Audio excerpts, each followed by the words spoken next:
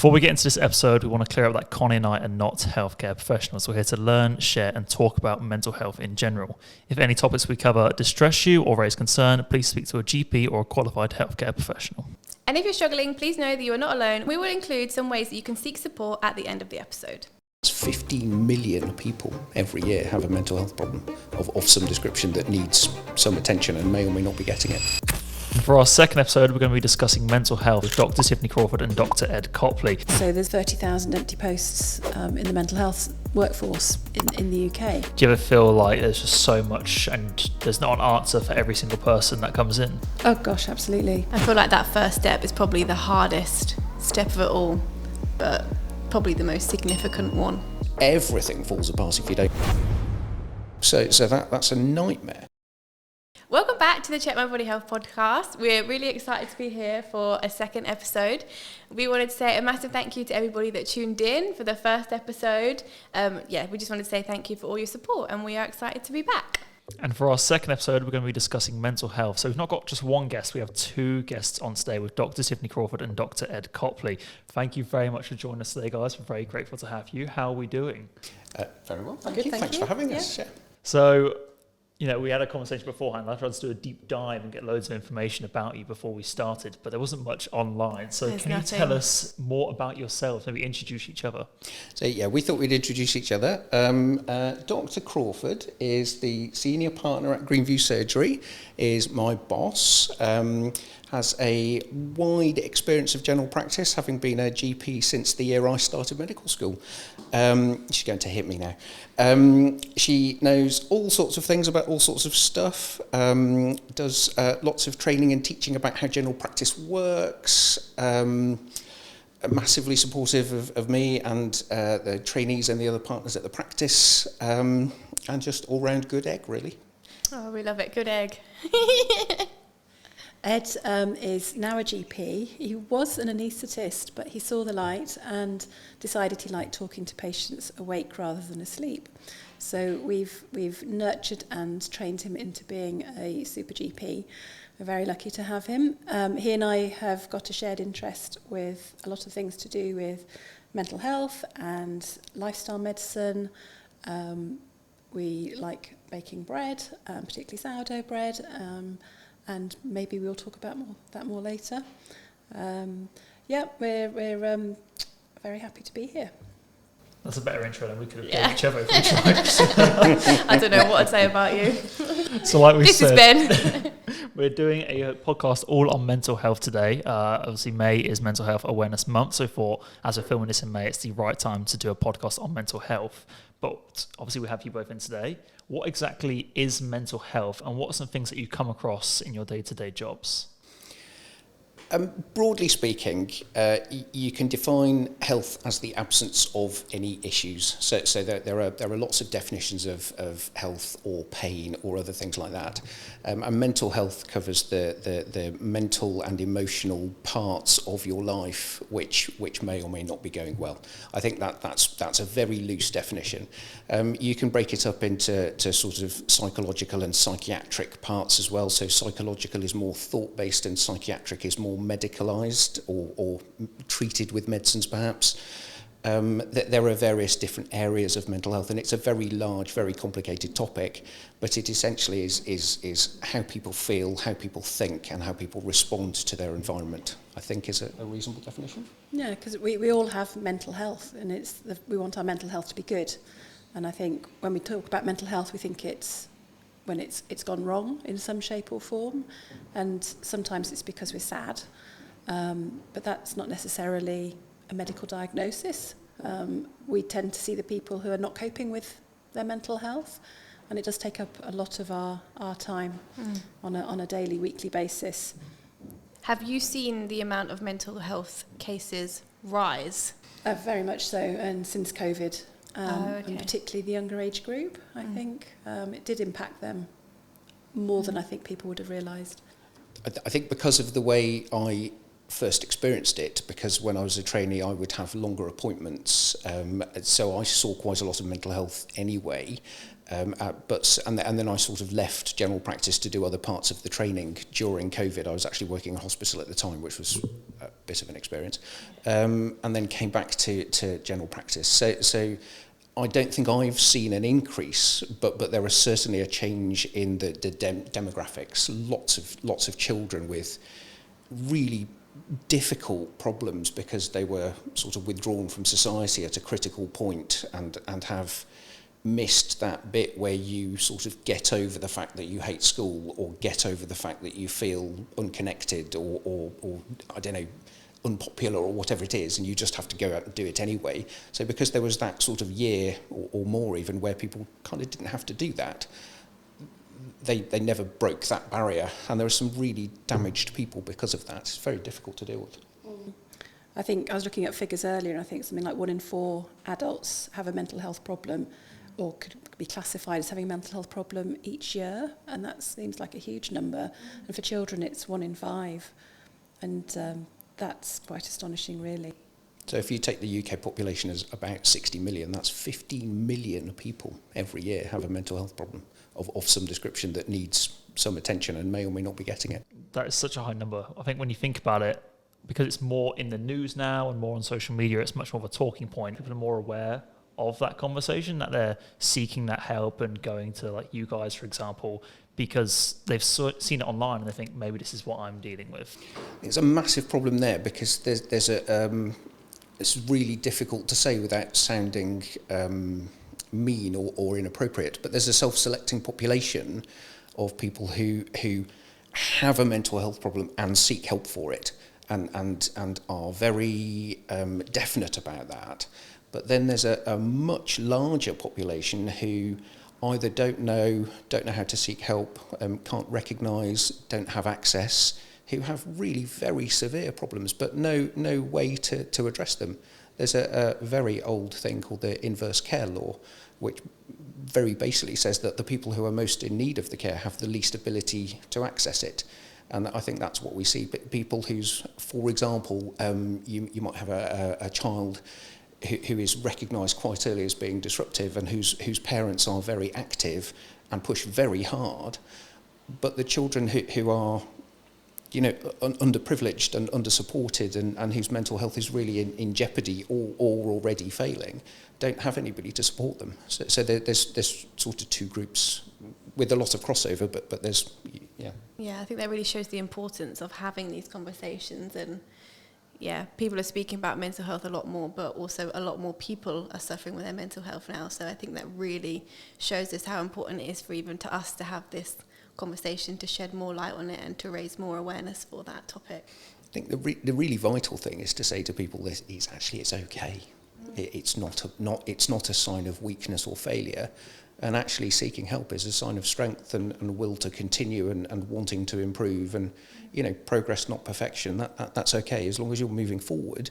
And sometimes we need a little bit of a shove to move forward, and I think that's it with the concept of it being a failure, a weakness. You're embarrassed, you don't want to seek help, you don't know that the help's out there. It's not until somebody either says, look, you can go and get help, there is help out there, or you just reach rock bottom and then it becomes an emergency. And that's often when we first know about it, which is a shame, really. I feel like that first step is probably the hardest step of it all, but probably the most significant one.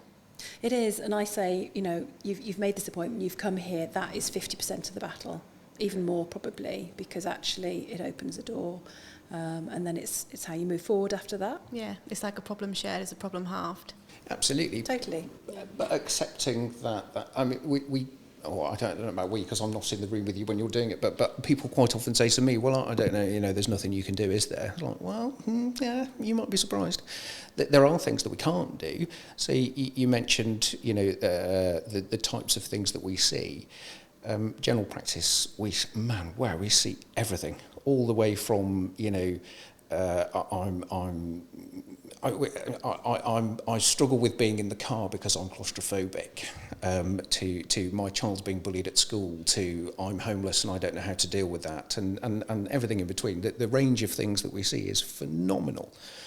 and trying to sort of decide how to deal with these things is very, very difficult, because you quite often, if you are the last person in the chain, you can't say you're on your own, because that's, I mean, apart from anything else, it just wouldn't be very nice.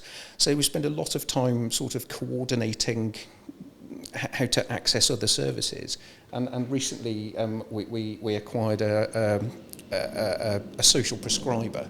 So a social prescriber is somebody who sort of points the way to other services and introduces people to other social groups, and sort of, I don't, almost hold somebody's hand while they build a different kind of life, which is amazing, because we can't do that with medicine and you know, prescriptions. It's a different way of doing things, which has been really important. Yeah, I feel like sometimes people just need someone to talk to as well, just a conversation. I feel like things that with groups and someone like that really encourages that conversation, doesn't it?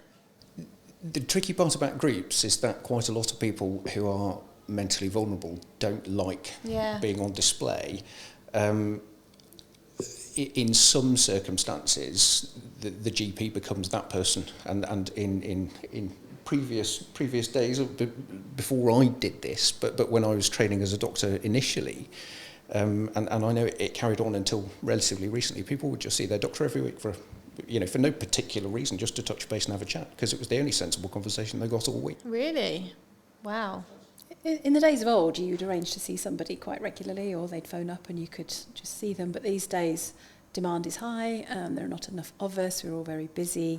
We've got lots of different members of the team, so we ask at the point of contact with the surgery, what is the problem, and can you give us some idea, because it may be that they don't need to see the doctor at all, and they can be directed elsewhere.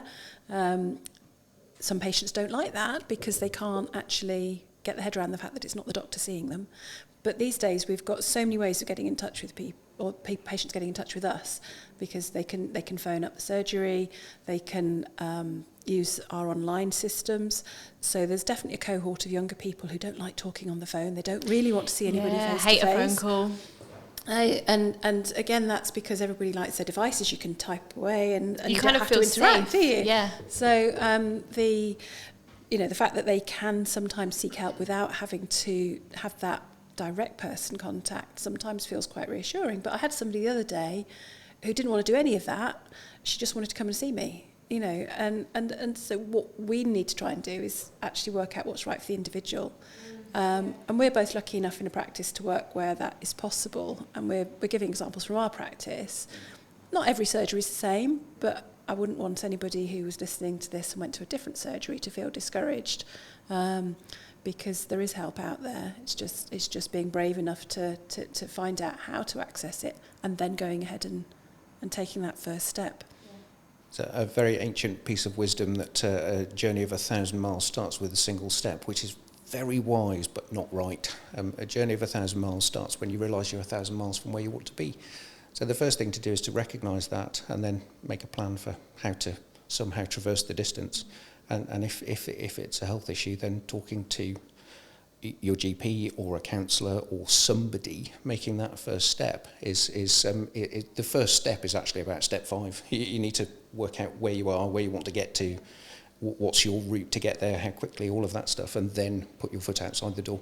So the first step doesn't.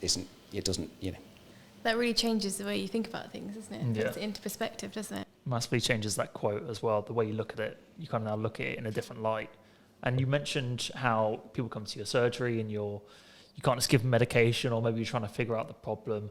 What advice do you give to people? Because I feel like we see online now a lot of talk of exercise and diet and good sleep. How important would you say those factors are in dealing with mental health problems? Massively important, really. You've got to try and, I say, take each person as an individual, because somebody who doesn't leave the house is not going to go and exercise. So you have to take those baby steps to work out how to actually engage with them and encourage them to make those changes. Some people just come to us and want a pill to make it better. That's probably still very common, isn't it, really? Yeah, and they don't really want to put the effort in to take those steps. But we all know that exercise is good for us and getting those endorphins going. It doesn't have to be energetic. The park run is everywhere in the country, isn't it? You can walk or run that. You've got to get out of bed to get there and walk and run and overcome that. So go with a friend, try and find somebody that can buddy up with you. Eating healthily, ultra-processed food, it's really not good. I mean, that's a whole other topic that we could spend another few hours on. That's a whole podcast in itself, fast foods. But it's so true. You know, eating well is really important, and then we also know through a lot of our interest in bread making and sourdough bread making how we've learnt an awful lot about the gut microbiome. Now we hear about it a little bit, but you kind of zone out. The gut microbiome actually makes 90%, something like that, a huge amount of our serotonin. And serotonin is the key happy chemical that keeps our mental health stable. So if you were to test people's guts, which sounds very pleasant, then the outcome is that they've got a poor microbiome. What do you do about it? So you've then got to encourage them to realise that there are things that they can do to change it. But the NHS doesn't test your gut microbiome, so it's all based on what we know and understand in a sort of more practical way. What can people actually go and do at home? It's like a lot of people think it's up there, and actually it's I had no idea until fairly recently. I don't think a lot of people know that. I would have literally laughed at you 5 years ago. And in fact, when we started, Dr. Crawford and I did a 2-year baking course about, and I mean, how do you spend 2 years learning to bake? It was more really about the nutritional values and the effect that breads of different kinds made in different ways can have on brain and body health. And it is a vast and fascinating subject. And the links are so, when you look back at, or when I look back at what I learned over those 2 years, is so obvious. You know, of course people don't, well, of course things don't work very well if you're not being nourished. I mean, how can a machine made of meat function if there's no meat to build it out of? You know, how do you I'm struggling to think of an analogy, but a plumbing system won't work very well if there's no water in it.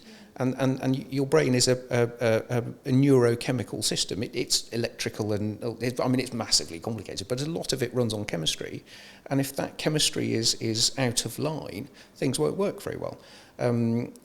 Dr. Crawford mentioned serotonin, which is pivotal in mental health. Serotonin is along the chain of molecules which are metabolized into melatonin, which is a sleepy chemical.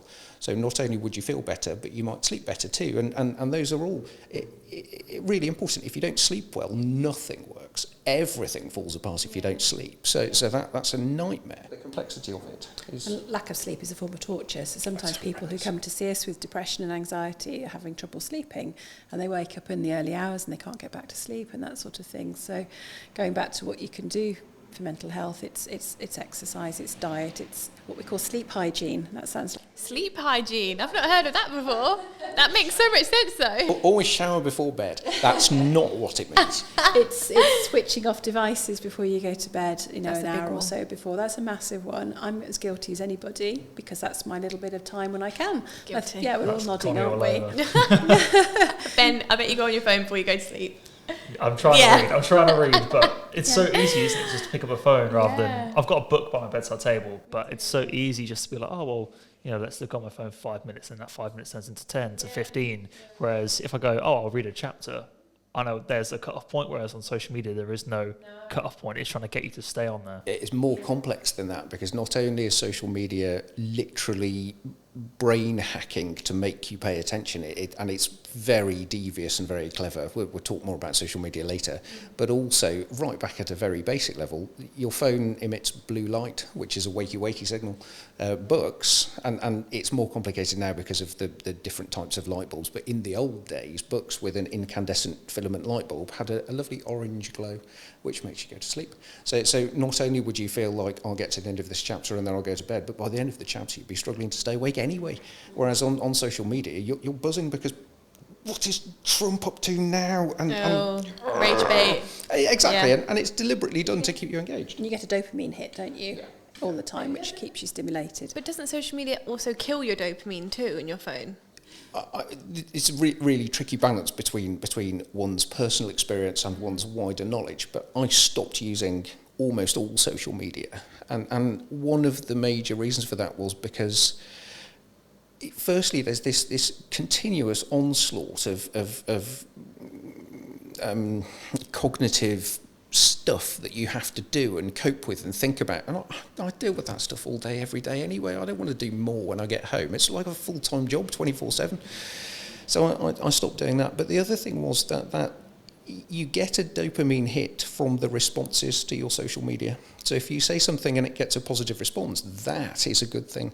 But there aren't enough positive responses for everyone because, I don't know, Taylor Swift is hoovering them all up. So there are some people who get a massive number of positive responses, and nobody cares what I say. Nobody's interested. Nobody even knows who I am. We care, Ed. We care. Oh, bless you. There's my dopamine for the day. But, there you go. There's your like. But in a global scale, out of the 7 billion people, there are, 4 people in the room, and hopefully I'm saying something of interest to some of them, but nobody in the global space cares, so I'm not going to get 1 million likes, which makes me feel like I've failed rather than like I've succeeded. So it was a really negative experience for me, and I stopped. Also, I don't like it very much, but that's a whole different thing. And that's another trigger for the young people today who desperately want those likes, and if they don't get them, then that triggers, a negative mental health reaction, doesn't it? Are you suggesting I'm like a 5-year-old? No, you've seen the light and you don't use your phone anymore. There you go. Wisdom. It came late. I guess it's almost like how many friends you have at school shows Exactly. how cool you are. Exactly. How many likes or how many followers on Instagram shows how cool you are. And I think we kind of relate to that as well. Working on the social team, we kind of justify how good our content is by how many likes, how many views it gets. When actually we could have made an amazing video that you took ages to edit, and we really thought about it, and it took us ages to film, hours to edit, and it gets 200 views, and then that's how you think it's judged. Oh, it was only 200 views. Well, one we posted yesterday, it took me about 6 hours to edit together, and it's got about 300 views on TikTok, whereas we record a trending audio on TikTok is about 6 seconds long and it gets about 1,000 views. So it's seeing where the difference is between how good your content is compared to how important the views are, and trying to find a good mix Find and your blend. balance. Yeah. The other part of that is of course that it's not always positive. So I need to moderate my language, but you might have 1,000 comments which say, "Wow, that was amazing, that was really good," and you might have one which says, "What a load of rubbish," and that one is worth so much more in the negative space than the 1,000 in the positive space, because that's the nature of human mentality, that we fear loss and damage much more than we value gain and progress, which is really important in the mental health thing. You mentioned exercise. One of the things that's really, it has many effects other than its sort of biochemical effect. One thing is that if you get up in the morning and go, I don't know, for a swim or a walk or a jog or whatever, you've already won the day. I win today. I did it. I achieved my goal. Whereas if you don't, you failed the day. So that sets the tone for the whole day. And there are other things that we'll talk about later which can have the same effect. But little wins snowball into bigger wins, or at least will tend to. The real problem with exercise is that if you're in a deep, dark hole and you're unfit, unwilling to go out, unwilling to make the first step, and terrified of failure, then that gets worse every day, because for every day that you don't leave the house, it becomes harder to leave the house. For every day that you don't exercise, it becomes harder to exercise. For every day that you stuff this, I'll have a Mars bar, you then have to get rid of that Mars bar to regain your beach body or whatever. And so every day is a little failure which heaps up and becomes very difficult to sort of get out of that hole. So it's all about the baby steps, and sometimes just getting through the day is the main part. Sometimes even like you say, getting out of bed, that could be the hardest part for some people, but just the small steps, especially when you're, I guess, like you say, at the bottom, or you've really hit a bad point, just the baby steps, even like having a shower, cleaning your teeth, those are the really important things. Instead of going on a jog, literally washing your face or brushing your teeth can be such a big win for someone that's really struggling. Those are massive steps. Just leaving the house. Dr. Crawford and I both, I know on a semi-regular basis, get to work in the morning, and I just need to just make it to the end of today. But then by halfway through the day, actually, because I came to work and I sat down and started and got into it, and my pile of tasks is reducing, and we have a system where unfinished appointments are orange and finished appointments are purple. So the orange is turning to purple. We're winning. And then it suddenly is like, oh right, and then it's plain sailing for the rest. Well, I say plain sailing. It's never plain sailing, but it's you're on the kind of the downslope rather than the upslope, where you're booking all the appointments and seeing the lists growing. So if you can move things from the oh my goodness pile into the well that's finished pile, that's really helpful. Okay, so we hear the word burnout a lot these days. I know I'm someone that's suffered with burnout before. And I think the world we live in as well now is a very fast-paced world. There's so much going on all the time. I think lots more people might be getting burnout. But what actually is burnout, and what are some of the subtle signs that you can see when you're kind of heading in that direction? I'm not sure I can give you a technical, precise definition, but you know, as the name suggests, all the fuel is used up. So I mean, you could look at it in a variety of ways, but by polishing my halo here, I arrive at work at 6 o'clock in the morning and I stayed till, I don't know, 7:30 yesterday. And by the end of the day, there were lots of things left on my list to do, and I looked at them and thought, I can't do this. I'm going to do much better if I go home, get some sleep, and attack it fresh in the morning. I think you realise you're starting to take things out on your family, and they don't like the moaning mummy that comes through the door, that you're not getting your tasks done in a timely way. You don't want to go out and do things. Sometimes you end up finding you can't say no to people. That's quite a biggie. It's subtle, but it's there. Sometimes you just want to literally go and hide and think, I just can't do this today. And when that happens on one day, that's kind of okay. But when it happens several days in a row, or other people are noticing, I think it's quite serious. And I know that a lot of doctors do suffer with burnout, because we're always giving, always compassionate, always trying to do our best for our patients. And we have limited means, we have limited time, and it's disheartening not to be able to do our job as well as we want to. When you have children, you've got your head on a sort of you're concentrating on other things as well. You've got to juggle several balls, and you know, when women go through the menopause, we can do another menopause chat sometime. But that also is a time of great change. And I think people get tired and things start to fail, and somebody somewhere will make a mistake, and in our job that's pretty bad, obviously. And I think if you work in a friendly environment, hopefully somebody's looking out for you and says, I think you need some time off here, or you haven't booked a holiday yet, and hopefully just a little bit of respite, and you come back and bounce back and all's well again. But it can take more support than that. One of the groups that don't come for help very often is middle-aged men. And that's where the highest suicide rate is. It's about 75% in certain age groups, men versus women. But one of the things that's is nice I have found is that men like coming and talking to someone like you, who can actually, it feels, because sometimes when the doctors look very young and they're female, they don't necessarily want to sort of expose their vulnerabilities, as it were.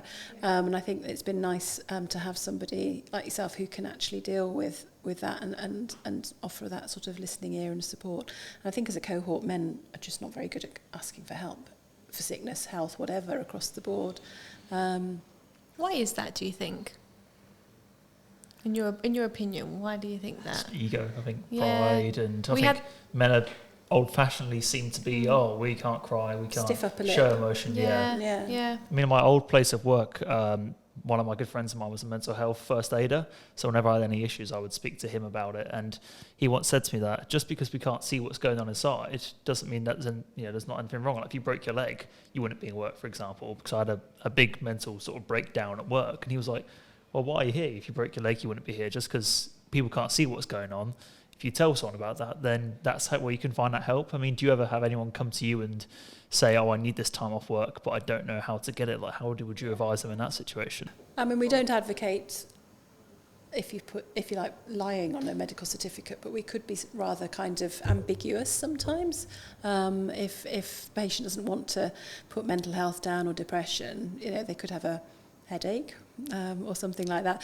I think more people are accepting of other people knowing, and I think it can be really important. But I think the workplaces can be really challenging. And if you've got somebody like yourself who was actually there to support you, I mean, that's amazing. And a lot more workplaces have actually got that, I think. Yeah, I feel like you have to get to the point where for guys, for me, I had to get to that breaking point almost just to tell him about that situation. I feel like the issue is it's kind of telling someone in the first place, but having that person, like you said, is so important that you have someone you can trust and let those feelings out. And I think that's such an important thing, I guess, for you guys as well, seeing those people that you see regularly in your practice trust you and talk to you about those feelings in their mental health must feel rewarding in a way that you've gained their trust and you're actually helping them as well. There's a really important balance between, actually, this is just life. It is hard and it does suck and you will be tired sometimes. I've had a number of consultations where people have said, I have to struggle really hard to concentrate on things and I don't take things in, it's difficult to learn stuff. And I'm like, well, how do you think I learnt stuff? I just popped into my head out of nowhere. I don't sleep on the book and it's just in there. This isn't the Matrix. The only way to really effectively learn things for the vast majority of people is repetition, consolidation, doing it again and again and again.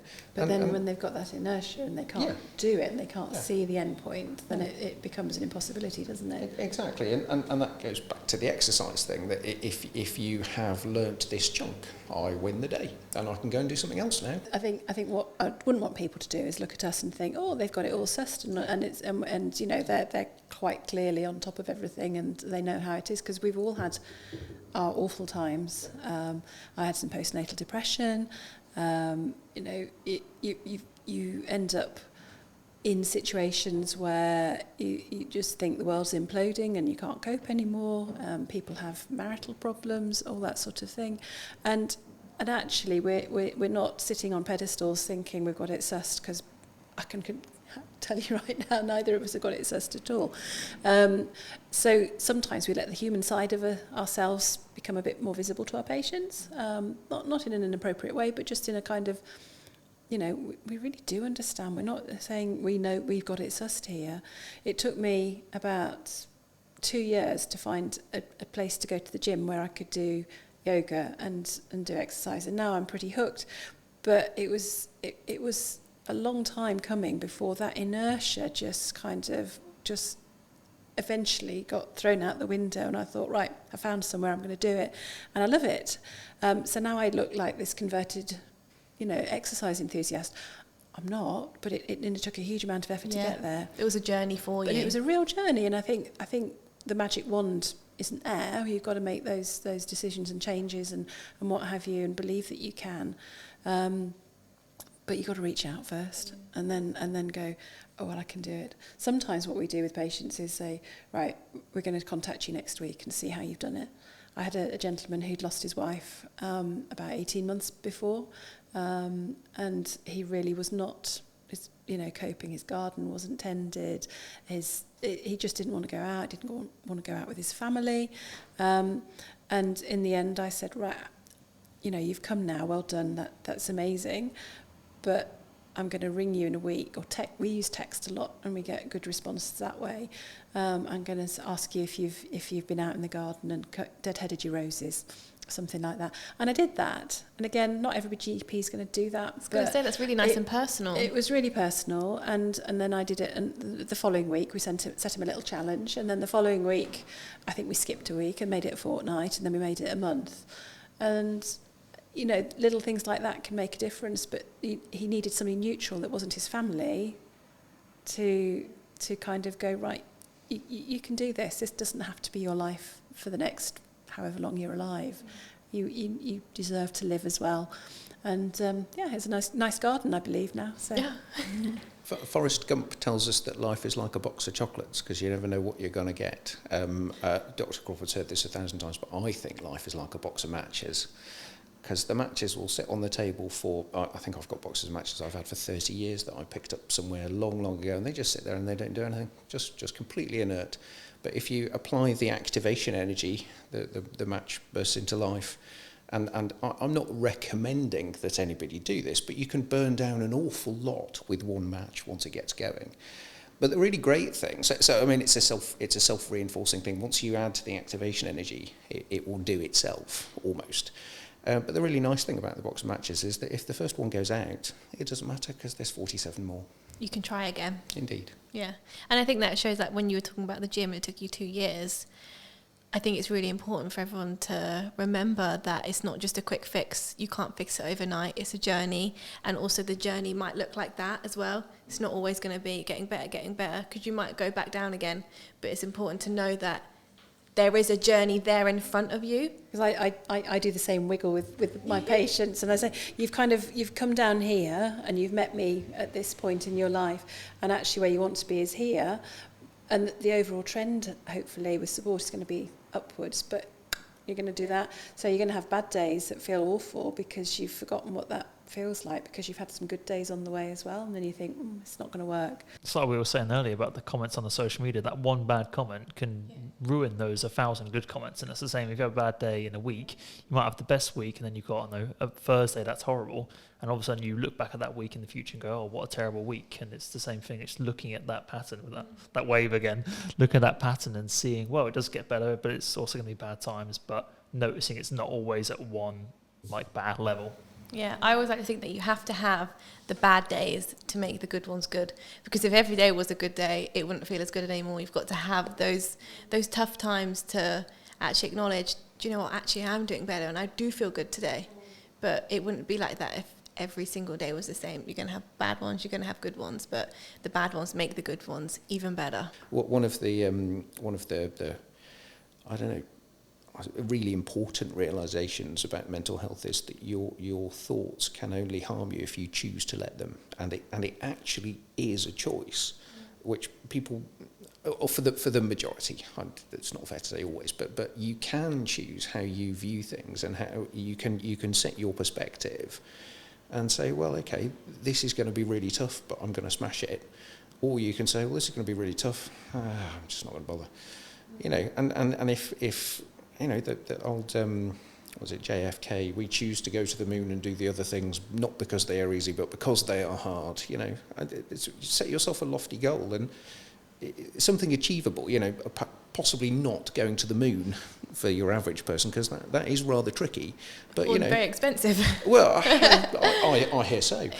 But get out of bed, have a shower, and brush your teeth. I mean, most people, most of the time, can set that as an achievable goal.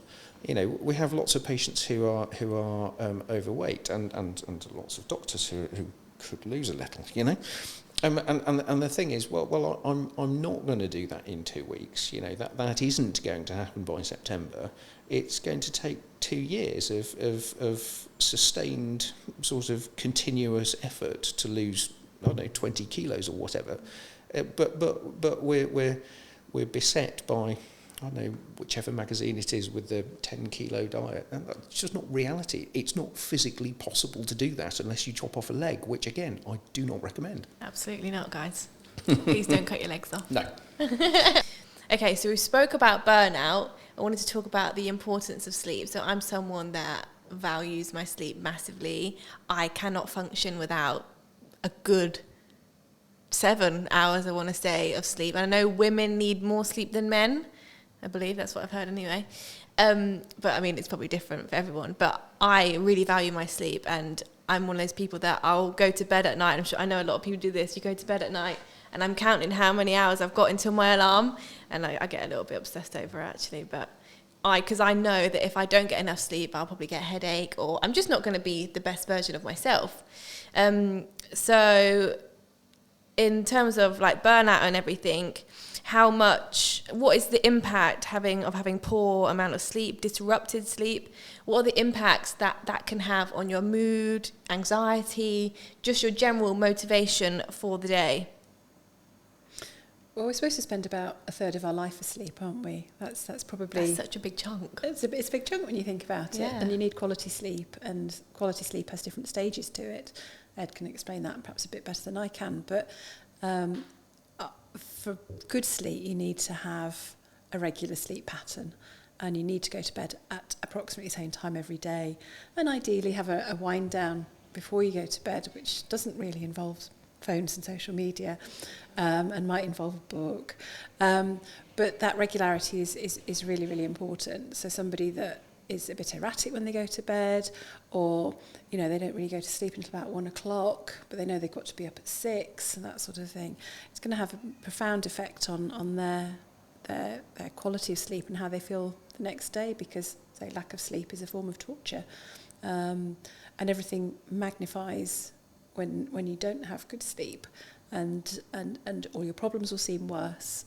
You'll have headaches, you won't concentrate so well, what you've got to achieve the next day won't be so done in the way you want it to be. If you've got children, they're going to see a grumpy parent, aren't they? That's a massive one, especially when you've got a newborn baby as well. You're not getting any sleep, are you? And you desperately want that sleep, but somebody else is disrupting it for you. It's massively complicated. We know sleep's really, really important. Sleep generally comes in cycles of about 45 minutes, give or take, and you go through light sleep, deep sleep, REM sleep, and then back to deep sleep, and then back to light sleep. And you have periods where it's very deep and you're not moving very much at all, and then you have periods where you're sort of it's poorly understood, but slightly troublingly, there are some fascinating experiments in cats a long time ago where parts of their brains were surgically destroyed. And what happens then is that when they're going through REM sleep, they actually act out what would have been happening had they been, sort of walking around and hunting and things like that. So it is thought that REM sleep, which is generally, if you wake up in REM sleep, that's the bit where you're dreaming.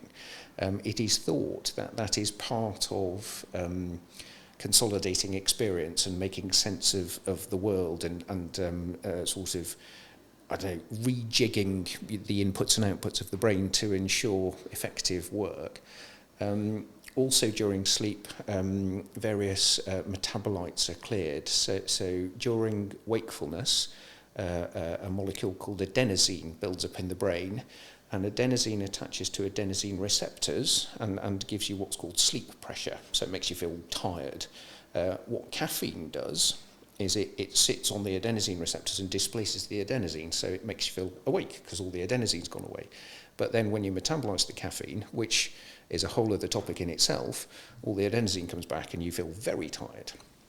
The problem with the caffeine and the adenosine thing is that you might feel more alert, but the alertness is of lower quality because the other things happening in the brain are still going on. And again, there are much better, much more in-depth looks at this.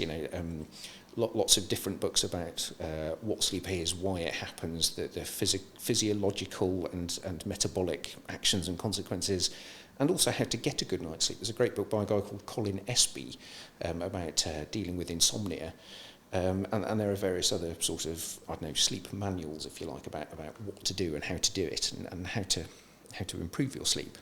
But the key thing is that without sleep, it's a nightmare. You got more than you bargained for there, didn't you? Yeah, God, that was such a deep dive. It's so interesting. I find sleep really, really interesting. Because you can't do without it. No, you cannot. You absolutely cannot. And that's why I don't understand people that stay up so late at night? I'm quite bad for that. I'll go to sleep at like 12, but then on my watch I can look at my sleep afterwards. So as soon as I wake up in the morning, I'll look at my sleep and then I can see if It's not going to be a good day do I think today. I've slept well, or is my watch telling me I haven't? But it will say great, good, fair, or bad, and it tells me like when I've been awake and that sort of thing. So I can see from my watch as soon as I wake up. Oh, okay. I It's kind of know how fascinating having it going. on your wrist, isn't it? So, yeah, I got lots of information from that. One of the really difficult things about sleep, and it's very, very challenging to explain to patients, is that part about sleep not being inactivity, it's an active process. So the tablets that we can give you, the sleeping pills,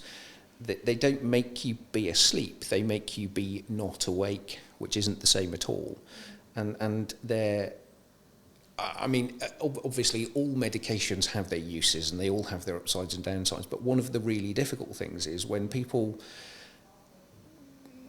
let's say, overuse certain things and then become dependent on them and then feel that they can't do without them. And what's actually happening is that, no, you wouldn't sleep terribly well if you stopped taking that, but actually what sleep you get will be much better quality, and you will be much better off having had proper physiological sleep rather than chemically assisted sleep of greater duration but lesser quality. Would you say naps are dangerous then? Naps are bad for you? I think catnaps are actually really good for you. Catnaps at 20 minutes? 20 minutes, but maximum 45 minutes, because that's your sleep cycle. I don't mind having one of those every so often. It's wonderful Sunday afternoon. After your roast dinner. But the sleep thing with the regularity of your times, if we have somebody that just says they can't sleep at night, one of the things you do is get them to set an alarm and bring that alarm, say, back from 10 o'clock in the morning to 9:30 to 9 to 8:30, gradually, and they go to bed at the same time. And when it gets to 7 o'clock, you've got to get up. Or I think the other way of doing it is saying, actually, you're going to have to get up at 6 o'clock every morning. This is part of the therapy. And then making sure you go to bed at the same time and no earlier, so that you can recalibrate. It's like your body clock, people call it, don't yeah, they? It's like when it's like a Saturday and you really want to have a lie-in, and then you wake up at 7 and you're like, oh, it's my body clock. But then would you say at the weekend, is it important to get up at that same time? Will it make you feel better? Because sometimes when you have a lie-in, you do feel pretty crap afterwards. I think you should wake up more naturally, but not with an alarm. That's probably the key for me on a Saturday or a Sunday. And waking up naturally, would you say that's when you have had a good amount, your body feels like it's had enough? Mostly. Okay. I think that's quite complicated, and there are multiple cues to wake you up. It is thought that very early humans did a thing called biphasic sleep, meaning that we would go to sleep relatively early, have a few hours sleep, and get up quite close to the middle of the night and do whatever, and then go back to sleep again. So you'd have two phases, biphasic. What we tend to do now, because of the way the world works and because of the sort of industrialisation and whatever, I mean, it's much more difficult to have like a Spanish kind of day where you have a siesta in the morning. In some countries, it's so hot in the middle of the day that it's not possible to do meaningful agricultural work. So that sort of encourages that. That doesn't happen here. It does not happen in the UK. I like you see the weather. but I mean, the nap thing is not dangerous in itself. The problem with having a nap is that if you don't have anything to get up for, then your nap turns into spending all day in bed. Yeah. And then that impacts heavily on sleep hygiene, because if you associate being in bed with doing anything other than the two activities beds are intended for, moving swiftly on, it's one of the questions we ask. Hey, it's all science. It's one of the questions we ask. Do you do any other activities in bed than sleep and the other one? Am I wrong? Absolutely. There you go. So and also your bedroom should just be for sleeping in. Should be for sleeping, and the other one. Not an office or a playground or whatever. It should be a place of calm and tranquility, And you shouldn't have like a TV in your room or you know, things like clocks. So you mentioned earlier that you work out how much sleep you're going to get and then you worry about it. That is a really bad strategy for sleep. Get rid of the clocks and just sleep. I can't do that. I have 2 clocks in my room and I wear a watch. I cannot cope with not knowing what the time is because I'm just like that. But there was this thing about using your phone as an alarm clock. You shouldn't do that. I've seen all the alarm clocks that's like a natural light. That's how it wakes you up. Because the idea that my phone's going off and then I'm picking it up and like turning the alarm off, then logging onto it, and that's so bad. So I really need to invest in one of them clocks. So if you imagine, I don't know, 10,000 years ago, when there were no electric lights, people would get up in the daylight and go to sleep at night because, you know, tigers and falling in holes and stuff. So it was actually really important to do that. And because of the frequencies of light that come from the sun, it's more, you know, it's a specific sequence of colours with a specific colour balance. And the way we do electric lighting now really messes with our brains in that respect. And it sends all the wrong signals at all the wrong times. And then we spend all day looking at monitors with a very constant amount of light. And the way TV monitors, or they're not TVs anymore, but computer monitors work is really interesting. There's supposed to be a constant amount of light reflecting off a changing scene. What we actually do is we have a changing amount of light reflecting off a constant scene, which is or being emitted from a constant. So it fools your brain in a really devious way into seeing these patterns. We're not supposed to do reading. That's not what our brains evolved for. So we do these things all day in this weird light that we're not designed for, and then expect our brains to respond as if we were out in the sunshine. And expect us to just have a great night's sleep.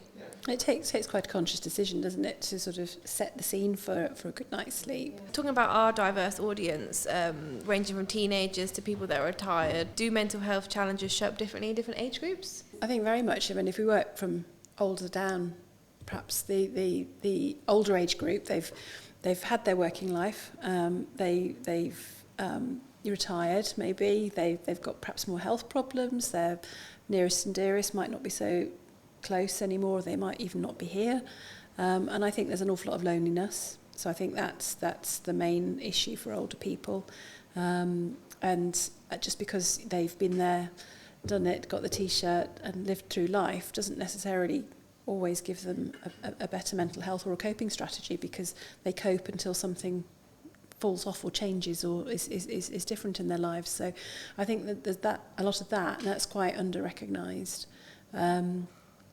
The menopause, and I'll put it loosely as the male menopause as well, it's when things change, because you've perhaps reached an age where you're deemed to be at the pinnacle of your career. You may or may not be where you want to be. Female hormones are definitely all over the place for quite some time, running up to the menopause and during it. Children, adult children, if you've got them, are probably leaving home, empty nest syndrome, that's a biggie. And sometimes it's quite hard to tease between, is this the menopause, is it life situation, is it depression, and there's all sorts of debate, and sometimes it could be both, or more one or more the other. Men, and sometimes their testosterone drops off as well, and that's not something that gets talked about, and that can be an issue. So they've got all their life changes as well. It's not all the remit of the female in a situation. Then the next group probably are the families and going through stressful times, and maybe postnatal depression. That can be a big issue, and very much sort of taboo a lot of the time, because people want to present this beautiful baby and a beautiful, they're coping, and isn't life great, but actually they've lost the regularity of their work patterns, their work friends. There can be a whole host of reasons why you struggle then, plus all the hormones that are causing problems. And then we come to sort of the young adult and teenagers. Again, hormones. I'm blaming hormones for everything, aren't I? But it's so true. It's so true. And all that adjustments when you're becoming a young adult, life expectations. It's not an easy world to live in. I'm sure there's lots of fear and anxiety about what it might look like. But when I was growing up, it was the Cold War, and Greenpeace and Russia, and Russia again, isn't it? But there's all those sort of other issues, and I think young people are actually very aware of them, more so than just the 6 o'clock news that used to be on in the background. It's there. It's in all your we feed consume constantly. on social media now as well. Yeah, and there's not.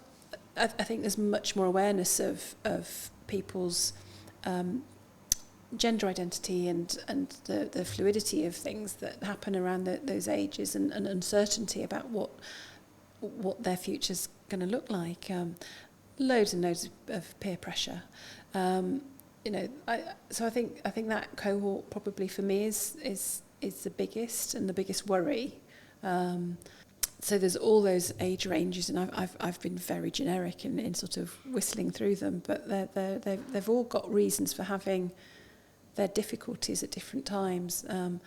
And sometimes when we try and help, we reach out for services that are sparse and undermanned, and I've found out that there's something like 30,000 empty posts in the mental health workforce in the UK, according to latest figures. So we've got all these age groups of people we want to try and help, and it's accessing help as well that's so hard. So the GP comes back to being the mainstay of what people can access, and hopefully we can either help them ourselves, or we have to look elsewhere. But there's such a range of problems out there. It's a bit like a tsunami sometimes. Does it ever feel like a lot? Do you ever feel like, like you said, there's 30,000, places that need to be filled up, but do you ever feel like there's just so much and there's not an answer for every single person that comes in? Oh gosh, absolutely, yeah. There are lots of things which are essentially impossible. There are a large number of patients who there isn't really a medical problem for that patient. They just have an extraordinarily difficult life. Well, with so many people coming into your practice, are there any mental health myths or stigmas that you see all the time and that you want to clear up to those people out there who are listening and thinking, oh, I've heard this online? Is there anything that you hear a lot in your practice, like a myth or a stigma that you want to clear up at all? I'm going to jump straight in there. Antidepressants are not addictive. They do not hurt you. They do not cause... They might help you. What I was taught to tell people about antidepressants, specifically the SSRI group, the selective serotonin reuptake inhibitors, which is Prozac, otherwise known as fluoxetine, there's sertraline, citalopram, escitalopram, there's a whole bunch of them now. What I was told to tell people was that you might feel worse before you get better. Now, again, it's a tricky balance between sort of book learning and personal learning, but I'm just put it out there. I've taken a few, and I didn't feel worse before I felt better. I felt different before I felt better, and it was very, very unnerving. It's a very intensely strange feeling of holy cow, something weird's happening in my head, and that's because something weird is happening in your head. That is quite possibly a sign that everything's going entirely according to plan. The problem is that if you're already very anxious, and if you're already very scared, and if you already have the mentality that these medicines are dangerous and can mess you up, then oh my God, I feel very strange. And then people stop taking them because they've had a bad reaction, i.e. the entirely expected reaction, and then they move on to the next one, which does the same or doesn't work, and then so you have to accept that, like the first time you go to the gym, it's going to really hurt the next couple of days. It's not all going to be unicorn poop and roses. It's not going to be nice. But if you ride it out and keep at it for a month, you might find that it's actually really beneficial. It's so true, and people do give up quite quickly with them. But the first week or so, you might expect some side effects. Oh, so people give up quite quickly with them because of the side effects of them? They think that it's making them worse? Yeah. So I normally say the first couple of weeks, you might get some side effects, headache, nausea, you might feel a little bit on edge, jittery. Very, very few do feel a lot worse. But the reality is that as those side effects dropping off and getting better, then you actually start to notice the difference. So it's going to be about 2 weeks, 3 weeks before you notice a difference. So that's really key. And there's no quick fix with these tablets either. And once you're on them, hopefully you carry on feeling better. And then you want to be on them for a minimum of probably 6 months. Now, some people end up being on them forever, which is never really the intention in most cases. If it's the first time of being on them, then you probably will be on them for 6, 12 months, something like that. Because people often get better, think, oh, I'm fine now, and then stop taking them. But the reality is, if it's a genuine depression, they're going to need it for longer.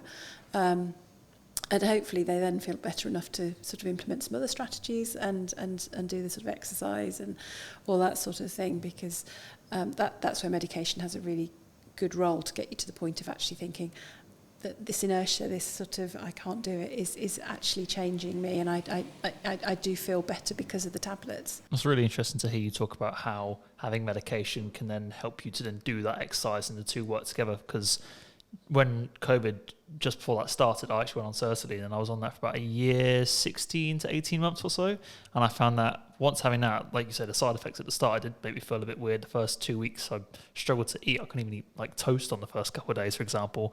But that actually got me to a point where I was going up here and felt more like I could then do stuff, to the point where I could do exercise, go out, and then since then, no longer take it, because it's almost helped me get to a point. And obviously it's not this miracle pill that makes you feel better straight away, but it helps you sort of get to that point. And it's, you know, it's also not, that. It's also not a happy pill, as well. So if you've gone down into this sort of pit of despair and awfulness, we're not sort of trying to make you happy clappy. We're trying to just bring you back to some sort of normal ebb and flow, which is really important.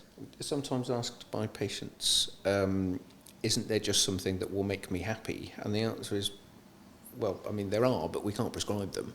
You know, they're generally sort of not acceptable by society. That's a bad do. What we're aiming to do is to make things, and like you said, we're aiming to make things better enough that you can sort of snowball the betterness and get better. You mentioned feeling a little bit sort of sick with the sertraline. That again goes back to the serotonin, which is produced in your gut and is very important in the transmission of signals between the bits of your tummy that do whatever they do. So when you disrupt that, it can cause abdominal symptoms as well, because all of those neurotransmitters are reused all over the place, and the gut microbes that make the serotonin aren't making it for your brain. They don't know anything about your brain, they're making it, and it affects your brain. So that whole sort of interwoven, sort of, it goes the other way as well. If you're taking something that affects your brain, it might affect your guts too. Oh, that's really insightful. I didn't even know that. I didn't get the chance to bring that up to my doctor because it became COVID. You couldn't actually have appointments, so I didn't get the chance to discuss those symptoms. But obviously 5 years later, I finally figured out why that was happening. Better late than never. The important point is they really can make a massive difference. And as far as we know, and there is now an enormous amount of data of millions and millions, billions of prescriptions of these medications, as far as we know, they're not harmful. And given that cars are massively harmful, alcohol is harmful, stairs are harmful, hot water is harmful, you know, kitchen knives, you can say, well, we don't know. Well, we don't know all sorts of things, and there are risks all around us. And if you take the risks of medications in context, if you want to avoid anything with a risk as big as taking sertraline, you're going to have to really curtail your lifestyle, and I mean really, really curtail. You won't ever be able to cross a road ever, for example. So these things, the risks are tiny, but your doctor has to tell you, so they seem enormous. I mean, you've been in an aeroplane, right? Wouldn't want to do that. Yeah. It's a bad business. Whew. Do lots of people try one, don't get on with it, and then try something else? I guess like with lots of other different forms of medication. Yeah, it's quite common, although they belong to the same family of drugs, sort of like an umbrella group. They're all subtly different. Some are newer, some are older, some have less side effects. you can try one and it causes all sorts of problems, and there's no particular reason why another one is different for you, but it just fits with your makeup a bit better. Okay, so to end the podcast, we've done this, I say with every podcast, with our one before that. Podcast. We want to end it with one question that we ask all of our guests. And that question is, what is one piece of health advice that you would live by and that you want our audience to know? Everything in moderation would be mine, probably. Okay. I'm a very moderate sort of person, and I think that applies across the board, really. All about the balance. She is too. Love that. Don't withhold things that are fun, as long as they're safe, but just enjoy. The future you will thank the past you for what the present you does. Now, if you can work out what that means, you're doing okay, but I like that. It's almost like put the work in now and you will reap the rewards later. Pretty much. You've got to put in the work to then feel good later on. And that whole in 10 years' time, what will you wish you had done? Yeah. So what do I need to do now to make my 10 years forward self thank myself now, i.e. 10 years behind? So future Ed will thank past Ed for what present Ed does. Thank you very much for watching. Thank you guys. Big round of applause. Well done.